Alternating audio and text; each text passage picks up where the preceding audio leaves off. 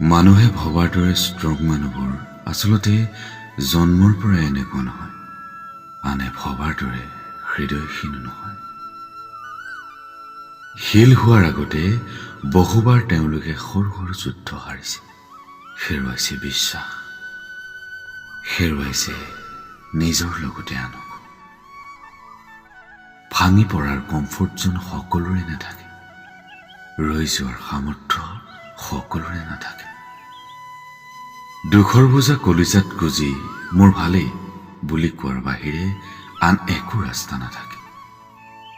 নাথাকে depression, anxiety ইত্যাদি শব্দক গ্লৰিফাই কৰাৰ সময়। ক্লাছৰ পিছত ঘৰে ঘৰে টিউচন কৰা ছোৱালীজনীৰ হৃদয়খন কোনোবাই টুকুৰা টুকুৰ কৰিলেও তাই ৰৈ যাব নোৱাৰে। কিতাপৰ দোকানত এতিয়াও বহুত বাকী। ফুড ডেলিভাৰী দিয়া ল'ৰাজনে মদৰ নিচাত চেণ্টি ফালিব নোৱাৰে। বাইকৰ EMI এতিয়াও বাকী। গোটেই নিশা কাৰোবাৰ স্মৃতিত উচুপি উঠা চেলছমেনজনে পিছৰ দিনা ছুটি ল'ব নোৱাৰে। টাৰ্গেট মিছ হ'লে দৰমহা কোনে দিব? আচলতে মানুহ এদিনতে প্ৰেক্টিকেল নহয়। প্ৰেক্টিকেল হোৱাৰ পিছত থাকে এটি দীঘলীয়া কষ্টকৰ যাত্ৰা।